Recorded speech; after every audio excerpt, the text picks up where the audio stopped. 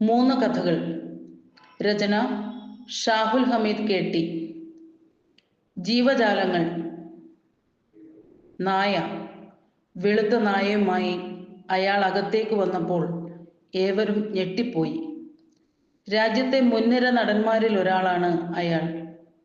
എല്ലാവരും തിരിച്ചറിഞ്ഞു കഴിഞ്ഞു എന്ന് മനസ്സിലാക്കിയ അയാൾ കൂളിംഗ് ഗ്ലാസും തൊപ്പിയും ഊരി കൈവീശി കാണിച്ചു. സീറ്റിലിരുന്നു. ആളുകൾക്കിടയിലൂടെ വന്ന ക്രിക്കറ്റ് ക്യാപ്റ്റനെ കണ്ട് പലരും സീറ്റിൽ നിന്ന് എഴുന്നേറ്റു. ക്യാപ്റ്റൻ ആളുകളോടെല്ലാം ചിരിച്ച് സീറ്റിലേക്ക് ചാരിയിരുന്നു. യാത്രക്കാർ അവശേഷിക്കുന്ന സീറ്റുകളിലേക്കും വന്നുകൊണ്ടിരുന്നു. രാജ്യത്തിൻ്റെ അടുത്ത ഭരണം പിടിക്കാൻ സാധ്യതയുള്ള യുവ നേതാവിനെ തിരിച്ചറിഞ്ഞവർ മുഷ്ടി ചുരുട്ടി അഭിവാദ്യങ്ങൾ അർപ്പിച്ചു. യുവതുർക്കി സീറ്റിലിരിക്കുന്നവരോടെല്ലാം കുശലം പറഞ്ഞ് പിറകിലെ സീറ്റിലേക്ക് നടന്നു. പുറപ്പെടാൻ സമയമെടുക്കുമ്പോഴാണ് വനിതാ മന്ത്രിയും പരിവാരങ്ങളും എത്തിയത്. മന്ത്രിയെ കണ്ടവർ അവരെക്കുറിച്ച് സംസാരിച്ചു കൊണ്ടിരുന്നു. പിന്നീട് അധിക സമയം വേണ്ടി വന്നില്ല വിമാനം പുറപ്പെടാൻ. റൺവേയിലൂടെ പാഞ്ഞ് വിറയലോടെ വാനിലേക്ക് ഉയർന്നു. അല്പസമയം കഴിഞ്ഞപ്പോഴേക്കും വിമാനം ഉലയാൻ തുടങ്ങി. പറന്നുയരാനാവാതെ താഴുമ്പോൾ യാത്രക്കാർ ആടി ഉലഞ്ഞു. പിറകിൽ നിന്ന് പുക ഉയർന്നതോടൊപ്പം വിമാനം തീഗോളമായി ഭൂമിയിലേക്ക് പതിച്ചു. കരിഞ്ഞ മനുഷ്യരൂപങ്ങളെ തിരിച്ചറിയാൻ രാജ്യത്തിൻ്റെ വിവിധ ഭാഗങ്ങളിൽ നിന്ന് ബന്ധുക്കൾ എത്തുമ്പോൾ, DNA പരിശോധനയ്ക്കായി എത്തുമ്പോൾ വിമാനത്തിലെ ഒരു ജീവിയെ മാത്രം ഏവരും തിരിച്ചറിഞ്ഞു. അതിൻ്റെ പേര് ദേ കഥയുടെ തുടക്കത്തിലുണ്ട്. ആത്മം. ഉയരുന്ന പുകക്കുള്ളിൽ നിന്ന് പുഴപ്പരപ്പിലെ പുൽക്കൂട്ടത്തിനുള്ളിലിരിക്കുന്ന പെൺകുട്ടിയെ ചുംബിക്കുന്ന ആൺകുട്ടിയിൽ ഞാൻ എന്നെ കണ്ടു. കാറ്റിൽ പുകപ്പടർപ്പുകൾ പടിഞ്ഞാറോട്ട് ചായുമ്പോൾ സീമന്തരേഖയിൽ സിന്ദൂരമണിഞ്ഞ യുവതിയുടെ മൈലാഞ്ചി അണിഞ്ഞ വിരലുകൾ പിടിച്ച് ചിരിയോടെ പുഴയോരത്തേക്ക് വരുന്ന യുവാവിൽ ഞാൻ വീണ്ടും എന്നെ കണ്ടു. എതിരെ വന്ന കാറ്റിൽ ദിശ തെറ്റി മുകളിലേക്കുയർന്ന പുകച്ചുരുളിൽ നിന്ന് ഐസുകൾ ഈമ്പുന്ന കുട്ടികളുടെ കയ്യും പിടിച്ച് പുഴമണലിൽ ഇരിക്കുന്ന സ്ത്രീക്കരികിലേക്ക് നടക്കുന്ന കഷണ്ടി കയറിയ മധ്യവയസ്കനിൽ എനിക്ക് എന്നെ കാണാനായി. കരഞ്ഞു പറക്കുന്ന കാക്കകൾക്കരികിലൂടെ നീങ്ങുന്ന പുകയ്ക്കകത്തു നിന്ന് കുഞ്ഞിനെ തോളത്തിരുത്തി പട്ടവും പിടിച്ച് പുഴക്കാറ്റിലൂടെ ഓടുന്ന വൃദ്ധനിൽ ഞാൻ എന്നെ ഇതാ കാണുന്നു.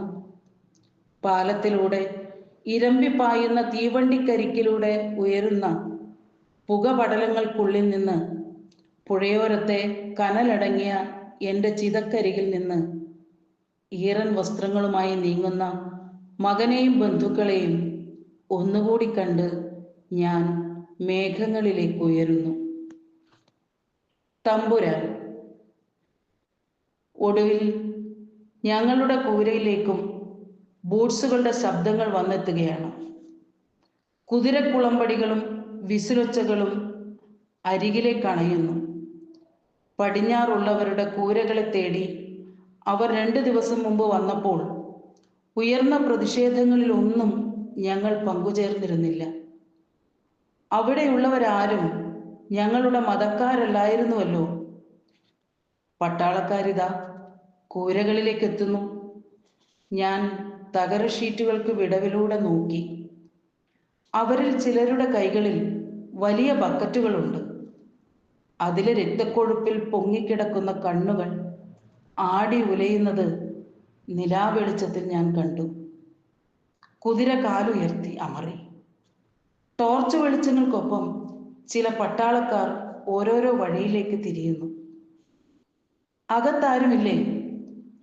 ഞങ്ങളുടെ കൂരയുടെ വാതിലിൽ പട്ടാളക്കാരൻ മുട്ടി. ഉണ്ടേ, ഞാൻ നെഞ്ചു തടവി പറഞ്ഞു. നിങ്ങളുടെ മതക്കാരെ ഞങ്ങൾക്ക് വിശ്വാസമാണ്.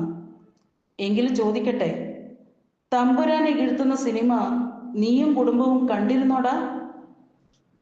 ഞങ്ങൾ ആരും കണ്ടില്ല ഏമാനെ, എൻ്റെ ഭാര്യ പറഞ്ഞു. ബൂട്ട്സുകൾ വലത്തോട്ട് തിരിഞ്ഞു. കുതിര ചിനച്ചു. വിസിലൊച്ചകൾ അകലുന്നു.